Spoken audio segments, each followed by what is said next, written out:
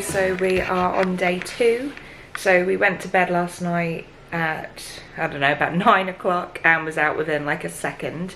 So this is day 2 of still having zero makeup because it's buried in the car somewhere. I've been wearing this clothes for 4 days. It's ridiculous. Taylor has been wearing the same clothes for 4 days because we can't find his clothes. He does have clean pants though, which are Scott's, so they're massive on him.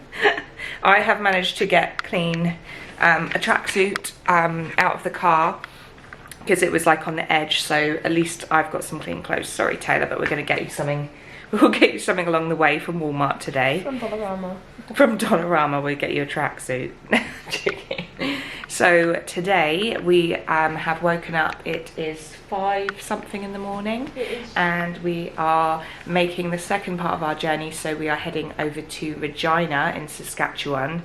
It's going to be another long one. So yesterday we were for 15 hours. Today is like 12, 13 hours by the time we've had a stop. So, but what I didn't realise and what Scott told me is that there is a 2-hour time difference in Regina. So even though we've left later than we did yesterday, we're making up for it because of the clocks will go back 2 hours. So we're not going to arrive there too late after all. So I think last night I said that there is a Starbucks opposite the hotel. Well done, Scott. So we're going to go there. It opens at 6. So we will be there for 6 to get a nice coffee to start the day and some breakfast. Okay, so we headed off at 6:30 this morning from Thunder Bay, and when we were driving, again, it's just one road, so the Trans-Canada Highway, we picked that up, and then we were driving for an hour. It got to 7:30, and then we reached a sign at the side of the road that said time zone change -1 hour, and then my phone went back and it was now 6:30 again. I was like, that's great, we've just driven for an hour and not even driven because it's like still 6:30. So it's going to be good that we're still going to get there earlier even though we left later. And I was devastated. So I think I just said that we were going to go to Starbucks. Starbucks was closed. So after all that, me wanting to go to Starbucks and the hotel being great because it's opposite, it was closed. So we had to go to the 24-hour Tim's, but I still got a coffee, and they had a new one which was roasted hazelnut latte, and it was nice. So I had one of those, and we are now driving, and we've been driving for just over 3 hours. No, just under 3 hours, and we're still in Ontario, which just is crazy to me that we were driving for 15 hours yesterday, and this is another 3 hours, and we're still driving through Ontario. So it's still the same kind of look, just pine trees, snow, and open road. And literally, there is no one on the road other than me, Scott, and some truckers occasionally. Like, the road is just bare. So I don't know if it's always like this, or if this is COVID, or I don't know, but it's not busy. So it's a good easy drive. So we've both got cruise control on, and we're heading down there. So I'll update you when we sort of switch provinces and see if it looks any different than I think Manitoba's the next one that we go to, but if it looks any different, then I'll tell you. So we are officially out of Ontario.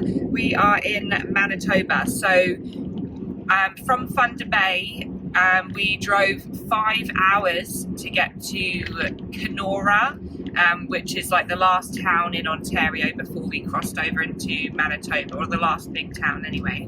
So 5 hours to there, and now we are into Manitoba. To be fair, we're almost at Winnipeg, so we're doing quite well on the journey.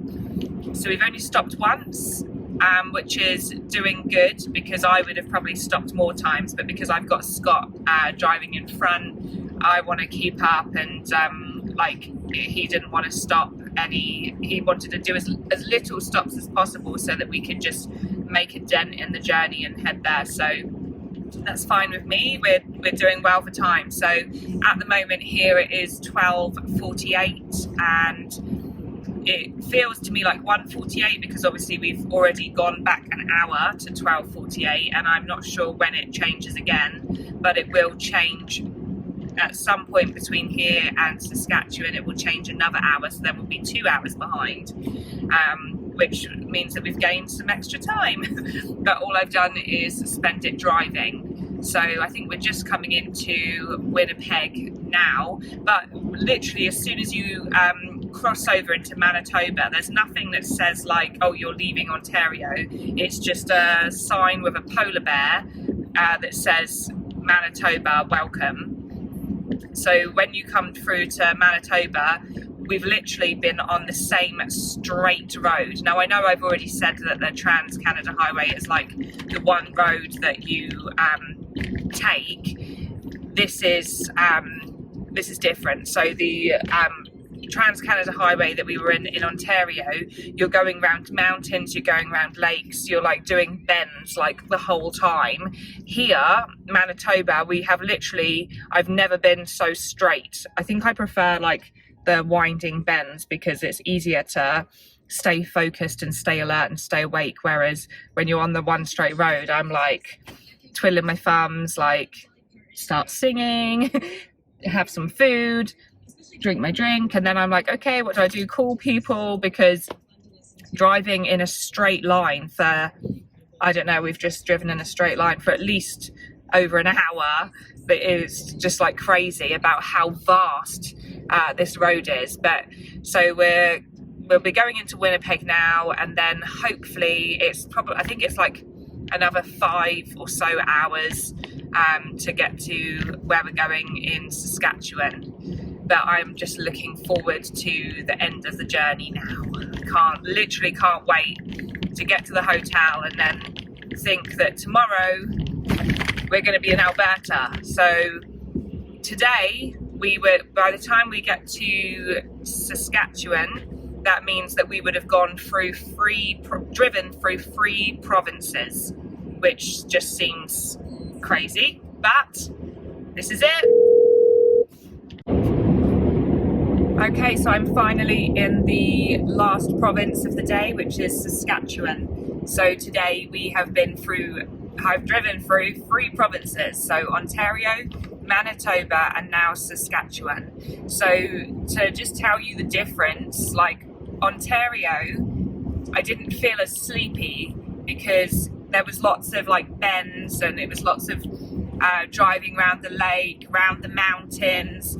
It was kind of pretty scenery, so it was all like pine trees, like Christmas tree looking, with snow and really pretty rocks.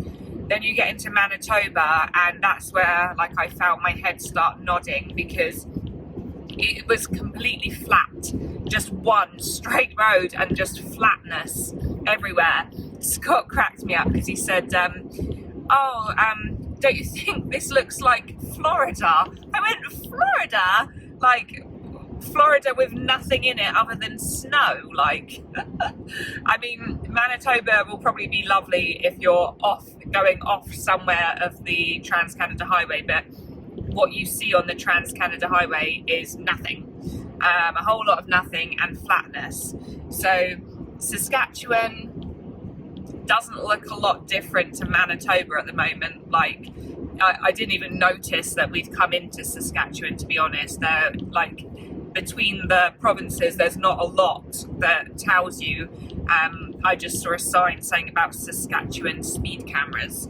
I haven't seen one yet, but I'm not speeding just to be on the safe side. But yeah, we've stopped off at